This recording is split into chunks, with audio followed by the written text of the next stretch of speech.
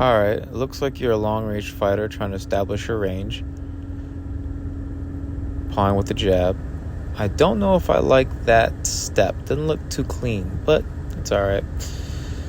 Let's see here. With this jab, you should know your range. You can notice your foot placement and the distance between your lead feet and where your hand is. And here you try to do it with taking a baby step and you miss. And you take a bigger step for your straight, but he also steps back, so you miss again. Your jab not reaching him should tell you that you are not within range to throw your punches yet. You have to get closer to set up any punch you want to throw. Had he been on the ropes, you would have landed this body shot, but he had room to move back. So again, if you can't touch your opponent from here, don't throw your punches until you're within range. Now your opponent does the work for you by closing the distance. This was a perfect opportunity for the lead hook body shot or the lead hook to the head. You should work on having your guard up and being close to your opponent because you look uncomfortable when you get close. Your opponent actually has found his range. You see, he knows his range now. And since he's southpaw, you shouldn't slip like this because it can go straight into his uppercut. If he'd thrown that uppercut, it would have landed. Now your opponent is on the ropes and you could hit his body and you can press the attack. But you don't move in and you maintain long range. So this tells me that you are not an inside fighter and you don't like being close to your opponent. But the key thing is that just from the few seconds of watching, the opponent is better at long range than you are. So it's a matter of tactics. You have to be able to close the distance, to be able to throw your punches. But every time you get close, you back up. And you can see that he's able to take advantage because his ability to fight at range is better than yours. So if you keep fighting him at long range, you will be losing this battle. If he's able to touch you and you're not able to touch him, it tells you you're not in the range you should be when fighting. So now that you know you need to get closer, this should be fought on the ropes or in the corners from here on. You have to press him because the safest is to be as close as possible to smother all of his punches instead of sitting on the mid-range or at his advantage, the long range. This is the punch you eventually want to be able to land against a southpaw. I'll touch base on that later. Again, you have to get comfortable guarding yourself and being close to your opponent. You have to be able to use your eyes when you're in close range. You can't be moving blindly. And now you notice yourself that you have to get closer. But you're not throwing the punches to his body in order to cut the distance. When you slip to this side on a southpaw, you're slipping to his power side. So if he steps in with an uppercut, this is a bad move or a bad place to be in. Unless you're throwing a Castellamoto jab to the body, that's different. This is Castellamato's jab entry, right? Where your head is perfectly safe as you are pushing into your opponent, you see? And it sets up your right hand. Otherwise, you're going to be back in this position waiting for an uppercut. Now, when your opponent comes forward like this, you have plenty of opportunity to throw your punches. And you can notice when you're that close, anything you throw touches him. But you can't slip long range and throw a short range punch without stepping in. Close the distance first before you start your attack or set up any of your moves. Otherwise, he will just pull back like this on the outside. Again, if your opponent's coming towards you, he's doing the work for you. Slip towards him and land the shot that you wanted.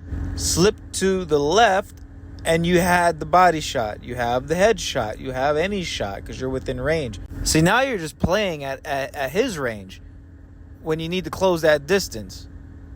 If you're going to cover up like this, that's when you can step in, step in, step in. There you go. Now that you're here, you can actually throw a shot off of that. I'll have a video in the future because you do it more than once. And it's the push and shoot, showed by James Toney. Now, he's stepping in, you're slipping to the left. You should have thrown a shot. Instead, you back away. He is in more control when he's on the outside than you are. You can see it. Look, he's getting comfortable, and feels safe. Now here it is. You can throw a punch right off of this. Inside man, don't be rushing nobody. Pop. The push is called push. It's called push and shoot. To me. Bam. So look. Can we lose my hand? If you want my hand, I get it. That's what you want. Inside. Push.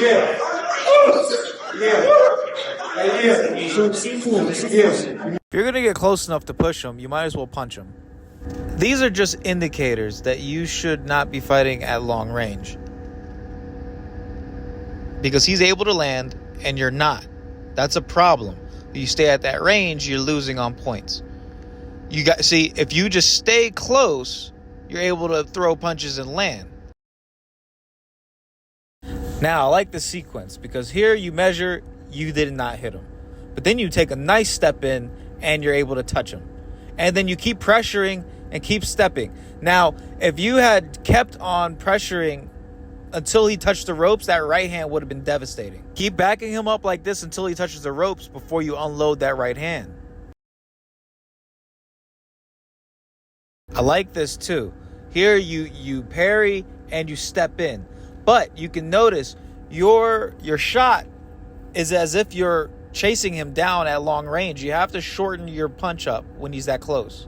Also, this should be the goal for you in terms of foot placement and distance on a southpaw. Your entire mission is to get into this position. And how to do that, I'm going to show you some film study of Andre Ward on how he got into that position against the southpaw.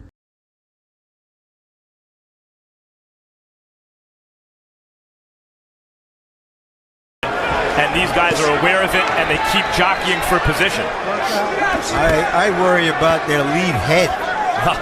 Ward seems focused on the body early, has reached both instances. Ward 10 punch by Dawson. And Ward comes right back. Ward. And again. Earlier we watched Vitaly Klitschko, a master. Dropped late in the fight, got up and finished outboxing Adamek. Well, there's been a lot of attention paid to the gaudy list of opponents that Ward beat in his 168-pound tournament.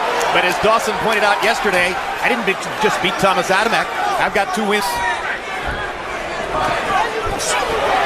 So far, Steve Smokerson in that last left hand. I'm going to slow it down really slow for you to see.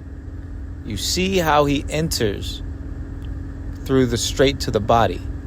And he positions himself on that side and is able to throw the hook. That have less of his body in. Well, 11 o'clock on the East Coast. In case you're just joining us, we're live at the defense.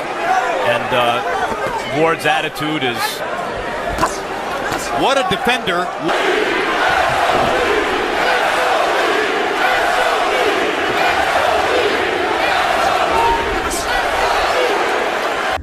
Do you notice it yet? It's the same thing over and over. I'm just showing you all the different times he does it in the same fight. Try this on the same opponent, and I guarantee you're going to have an extremely, extremely different fight or spar session. You're probably going to see a huge amount of progress.